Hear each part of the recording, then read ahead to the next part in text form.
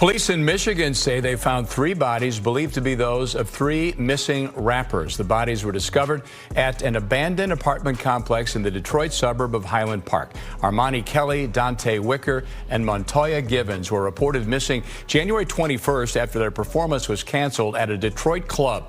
Police are still piecing together exactly what happened and positively identifying those bodies. In the ever-evolving world of hip-hop, the phenomenon of viral rappers has become a fascinating and sometimes perplexing trend. These artists seemingly come out of nowhere, riding a wave of internet fame to the top of the charts, only to disappear just as quickly as they arrived. While some manage to leverage their brief moment in the spotlight into lasting careers, others fade into obscurity, leaving fans wondering what went wrong. This pattern of rapid rise and fall highlights the volatile nature of the music industry in the digital age, where a hit song or viral video can propel an artist to instant stardom. But sustaining that success requires more than just a lucky break. We're learning new details about the moments before a local rapper vanished while on a trip out of town. Police say the rapper Bambino Gold, whose real name is Edward Reeves, disappeared this week. He went with his cousin to Montgomery, Alabama. Channel 2's Audrey Washington spoke with the rapper's girlfriend.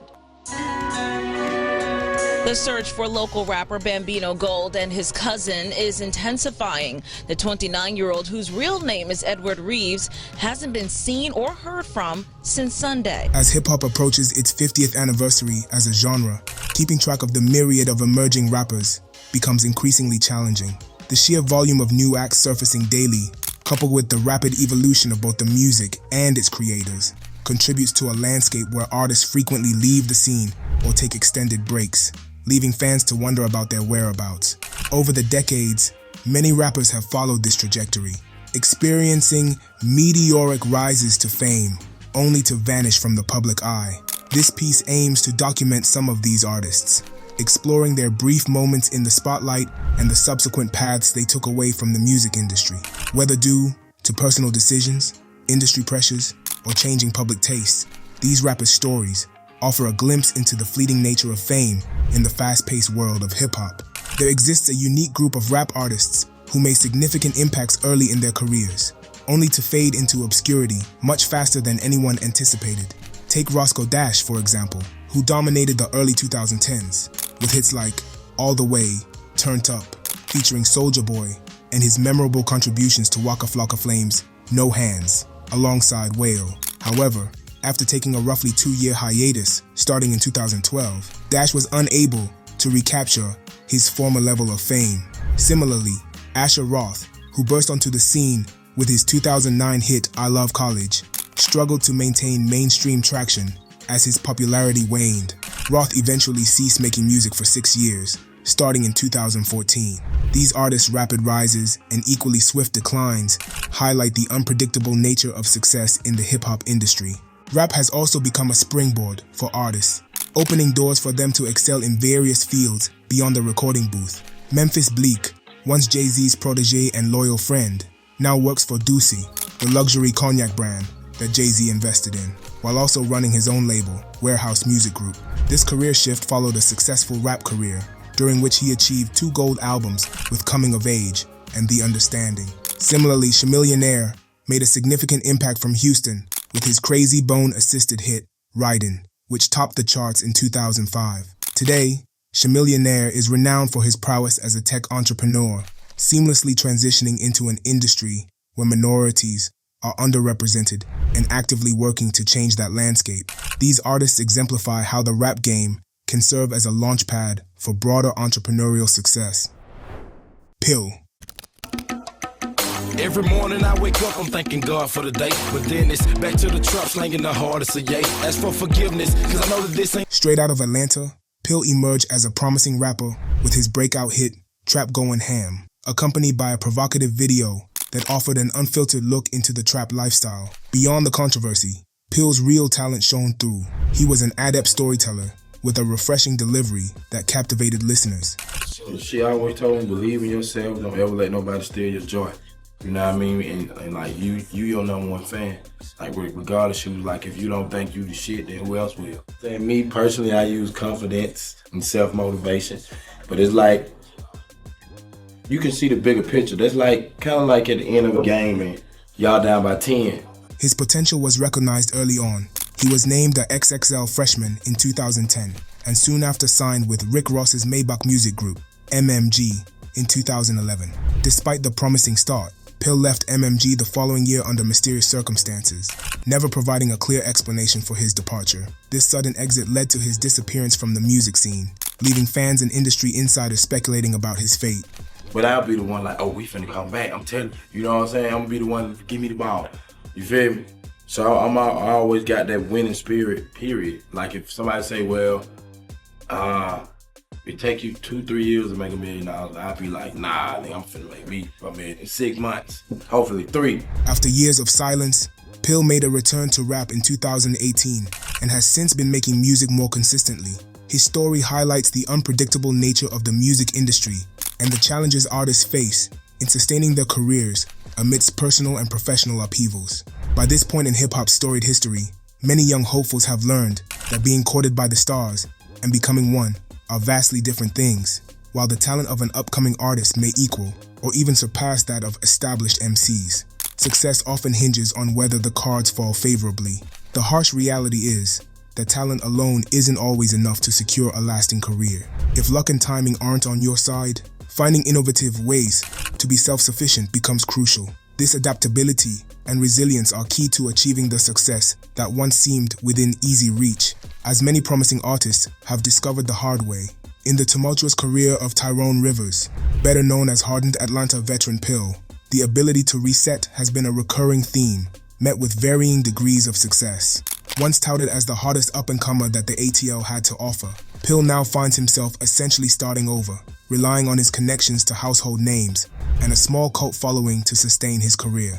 This predicament, while fairly common for rappers who were once signed to esteemed labels, is particularly intriguing in Pill's case.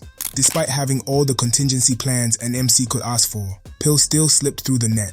His journey highlights the unpredictable nature of the music industry, where even the most well-prepared artists can find themselves struggling to maintain their footing amidst changing trends and the relentless pace of the rap game. Always quick to stress that he is truly from Atlanta, in a way that other MCs aren't. Pill has been rhyming since his formative years. Believing that music was etched in his soul, he pursued his dreams of being a recording artist with such dedication that he turned down a football scholarship along the way. Pill honed his skills during his school days, and his talent didn't go unnoticed. He was initially welcomed into the professional ranks by Killer Mike, who discovered him through a videotape sent by a cousin who happened to be Pill's classmate. Working together as members of the Grind Time rap gang, Killer Mike took on the role of mentor, guiding the emerging talent from Atlanta, just as he had been mentored by Big Boy of Outkast. This collaboration marked the beginning of Pill's professional journey, showcasing his raw talent and determination to make a mark in the hip-hop world. The mentorship from Killer Mike provided a solid foundation for Pill, setting the stage for his early successes and the challenges that would follow. After a few years of limiting himself to sporadic features and fine-tuning his game, Pill decided it was time to launch his career in earnest with his 2009 debut mixtape, 4180, The Prescription. Boisterous and lyrically descriptive, the DJ Burn. 180 tape showcased Pill's commanding presence over iconic beats. He notably impressed on tracks like Get Paper, Tribute to Big, and the 808s, and Heartbreak adapted Coldest Story, as well as with original compositions. While his potent flow was on full display throughout the mixtape, the most attention-grabbing moment was the bombastic Trap Going Ham. This track made considerable waves in the blogosphere, bringing Pill significant recognition and establishing him as a formidable new voice in hip-hop. The success of 4180, The Prescription, marked a pivotal moment in Pill's career, setting the stage for his brief yet impactful run in the spotlight. Now armed with a moderate smash on his hands, Pill was soon anointed unsigned hype by The Source in October 2009. He quickly capitalized on the buzz with his second mixtape of the year, 4075, The Refill. This recognition placed Pill in the same esteemed magazine column that had once featured legends like DMX, Biggie, and Eminem, marking him as a promising new talent in hip-hop. Following this accolade, another significant endorsement came Pill's way, one that he would value above all else, an Andre 3000 cosign. This recognition from the Outkast legend solidified Pill's standing in the industry, validating his talent and potential in the eyes of fans and peers alike. The momentum from these accolades propelled Pill further into the spotlight, making his rise in the hip-hop scene all the more compelling. To have his stamp of approval, Me being from the A and idolizing them, him and Big Boy, for him to hit you and quote your lines on the tape, I was like, oh, Pill remarked after 3 Stacks praised his debut mixtape. I was like, for real? That's what's up. I appreciate it. He's top 5 to me. I was like, I might know how to rap a little bit. Bolstered by the support of tastemakers and the recognition he garnered, it came as no surprise when Warner Music Group came knocking on Pill's door. Soon enough, he found himself joining the ranks of a hip-hop heavyweight's most decorated all-star team. This move represented a significant milestone in Pill's career, solidifying his position within the industry and setting the stage for what many believed would be a prosperous journey under the guidance of a major record label. Pill, he's been representing in the A-Town forever, just being a deep thinker and a street lyricist at the same time, Rick Ross said, after bringing him into the Maybach Music Group fold in spring of 2011. So that was something that I was just vibing and attracted to. Appearing alongside this crew on BET's 106 in Park, Pill spoke candidly about his intention to be a sponge and soak up all of Rose's knowledge, while also setting his sights on securing high-profile collaborations. This public declaration underscored Pill's eagerness to learn and grow under the mentorship of Rick Ross, while also signaling his ambitions to elevate his career through strategic partnerships with established artists. It was a pivotal moment that highlighted Pill's determination to leverage his newfound platform and make a lasting impact in the competitive landscape of hip-hop. I work with a lot of people, but somebody like Drake or something, he replied, when asked about his feature wish list. He got the hooks and the flow down, Pill added. SpotemGottem. SpotemGottem's journey has been incredibly tumultuous, marked by both meteoric success and serious legal troubles. Starting from humble beginnings in Jacksonville, SpotemGottem rose to fame with his breakout hit, Beatbox, in 2020, which catapulted him into the mainstream with several high-profile remixes and millions of streams. However, his rapid ascent was soon overshadowed by a series of unfortunate events. In July 2021, SpotemGottem faced mistreatment and gun charges after an altercation in Miami, followed by a harrowing incident where he was shot multiple times in a drive-by shooting on I-95. The aftermath included rumors of him being involved in a deadly rap feud and accusations of snitching, which severely damaged his reputation in the industry. Despite attempts to mend his image and continue making music, SpotemGottem's career took another downturn with subsequent legal issues, including arrest for speeding on a jet ski and attempting to evade police, as well as possession of illegal firearms. These ongoing legal battles have jeopardized any chance of a comeback in the music industry, potentially leading to a lengthy prison sentence. It seems like SpotemGottem's legal troubles have been quite publicized. The release of police body cam footage from his arrest in Miami last summer provides a stock visual of the rapper's encounter with law enforcement. In the video, SpotemGottem is seen in handcuffs being apprehended on a pier, followed by a search conducted by the police. This kind of footage often attracts significant attention and scrutiny, especially when it involves high-profile individuals like SpotemGottem. It underscores the challenges and consequences he faces amid ongoing legal issues, adding to the narrative surrounding his turbulent career and personal life. Tell them don't approach me, fam, he appears to tell the officers. Y'all gonna have the ops coming up this expletive. The rapper is eventually led to a police cruiser where officers remove his jewelry. He then explains the situation to the officers. When they stopped me, I was taking pictures with people. An expletive, SpotemGottem says. I was by a boat. They told me to come here. It's like 8 jet skis around. They pointed at me. So I was like, damn. What I did? I just start driving away.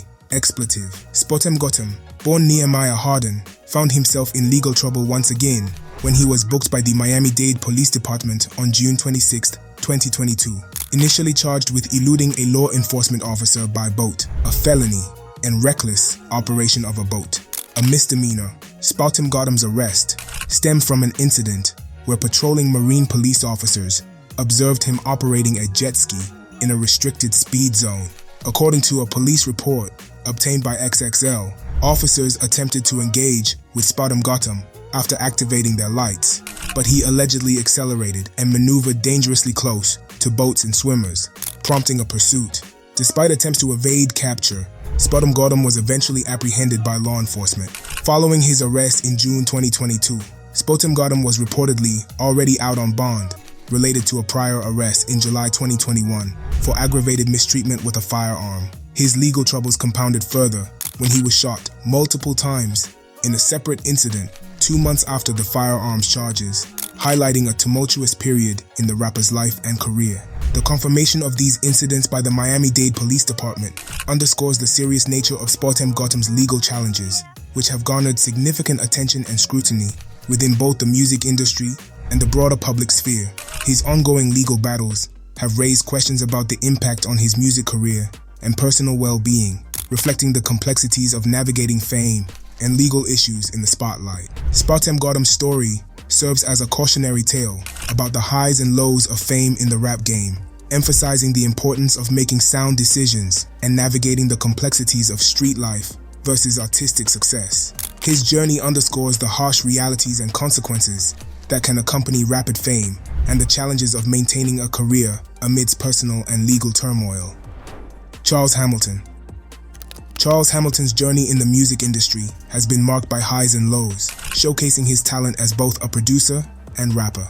Rising to prominence with his 2008 single Brooklyn Girls, Hamilton quickly garnered attention and signed with Interscope Records that same year. However, his tenure with Interscope was short-lived, as he was dropped mere months later, highlighting the volatile nature of the music business. Your mind is able to go and allowed to go when listening to my music is due to my talent. Despite setbacks, Hamilton remained prolific, consistently releasing mixtapes that maintain his relevance and fan base. Throughout his career, he faced personal challenges, including mental health struggles and legal issues, which sometimes overshadowed his musical achievements. Nevertheless, Hamilton's resilience led him to sign with Republic Records in 2015, marking a comeback of sorts. Under Republic, Hamilton released his major label debut album, Hamilton Charles, in 2016. He also collaborated with Rita Ora on the song New York Raining, featured on the soundtrack of the TV show Empire, which achieved moderate success. Despite sporadic appearances in the public eye due to personal issues, Hamilton continued to pursue his music career. In 2021, he released the joint EP Controversial with Serious Truth, followed by the album The Endocrine System in the same year, indicating a renewed focus and productivity in his musical endeavors. Hamilton's story reflects the resilience and determination required to navigate the challenges of the music industry, balancing artistic creativity with personal struggles. His ability to bounce back from setbacks and continue producing music demonstrates his commitment to his craft and his journey towards personal and professional fulfillment. So what have you been up to since you got dropped from Interscope? I know you dropped a couple of mixtapes.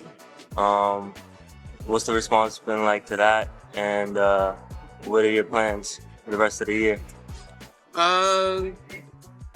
Response has been Charles was the rest of the music. And, I've just been taking a lot of time to be very studious, very humble, quiet. Pop Hunna, a rapper whose career took a nosedive after being labeled a snitch, is Pop Hunna. The 21-year-old artist from Philadelphia first gained widespread attention in the fall of 2020 with his single Adderall, Corvette, which went viral on TikTok. By mid-December, a remix featuring fellow Philadelphia rapper Lil Uzi Vert was released, with Uzi lending his support to another up-and-coming rapper from his city. This collaboration was significant for Pop Hunna, as Uzi jumped on the track for free to help promote the single. In addition to the Corvette remix, Uzi also contributed a verse to Pop Hunna's song Take Off, which appeared on his debut mixtape Mud Baby, released at the end of 2021. Although these features with Uzi were great for Pop Hunna at the time, they unfortunately marked the beginning of his downfall. Just days after Mud Baby dropped, paperwork surfaced online showing that when Pop Hunna was 14, he witnessed a murder and cooperated fully with the police by telling them everything he knew. While it's important to consider that he was only 14 years old at the time, and his mother, who was also a witness, took him to the police to answer their questions, the backlash was swift and severe. As a young kid who never claimed to be a street member, and who had just witnessed a murder involving his friends, Pop Hunna went with his mom and cooperated with the authorities. This raises the question, is it fair to still call him a snitch and hold him responsible for it years later? Regardless of the answer, the impact on his career was undeniable. The backlash from the paperwork revelation was intense, causing significant damage to his reputation and career. The young Philly talent, Pop Hunna, faced a significant career setback when he allegedly posted his direct messages with Lil Uzi Vert on Instagram stories. These messages appeared to suggest that Uzi wanted to be removed from their collaborative tracks. This incident added fuel to the controversy surrounding Pop Hunna. In the leaked messages, Uzi seemed to express his discomfort with being associated with Pop Hunna following the revelation of the paperwork. Uzi's apparent request to distance himself from Pop Hunna's music only intensified the backlash the young rapper was facing. This public disassociation from a prominent figure like Uzi Vert further tarnished Pop Hunna's reputation and underscored the challenges he faced in overcoming the label of being a snitch. "I'm about to just quit rapping all that paperwork, just expletive my whole reputation up," reportedly said Pop Hunna, according to multiple hip-hop blogs on Instagram and Twitter. "Lil bro, you got to take me off your EP, I can't accept what you did," allegedly said Lil Uzi Vert, reaching out to the rising rapper. "Come on, big bro," replied Pop. "Everybody's starting to hate me because I was being loyal. I did what I had to do. I can't even get features from no more other artists because of this." Lil Uzi seemingly responded and said that he just can't respect what you did and was no longer down to be associated with him. The situation highlighted the precarious nature of the music industry, where an artist's career can be significantly impacted by past actions and public perception. For Pop Hunna, the combination of legal troubles, the resurfacing of old allegations, and the loss of support from a major collaborator like Lil Uzi Vert created a perfect storm that derailed his once promising rise to stardom. Pop Hunna, the young Philly talent, found himself in a career crisis after allegedly posting his direct messages with Lil Uzi Vert on Instagram stories. These messages seemed to suggest that Uzi wanted to be removed from their collaborative tracks. This incident added more fuel to the controversy surrounding Pop Hunna. In the leaked messages, Pop Hunna appeared to beg Uzi to stand by him, explaining that he was being ostracized for staying loyal and couldn't secure features from other artists. Pop Hunna shared the exchange on Instagram, expressing his frustration and contemplating quitting rap altogether as the paperwork had destroyed his reputation. The Corvette remix featuring Uzi's verse remains on streaming platforms, but the remix for the song Takeoff was removed, and Uzi deleted all promotional posts about their collaborations. Uzi's decision to distance himself from Pop Hunna led other artists to follow suit, making it difficult for Pop Hunna to collaborate with others. Opinions differ on whether Uzi was right to cut ties with Pop Hunna. Some, like Wack 100, praised Uzi's decision, while others, like Lil Che and YB and Namir, offered varying perspectives. Despite the controversy, it's crucial to remember that Pop Hunna was only 14 at the time of the incident, and many might have done the same in his position. The fallout from the incident severely impacted Pop Hunna's career. He has struggled with his mental health, posting about self-harm and expressing feelings of purposelessness.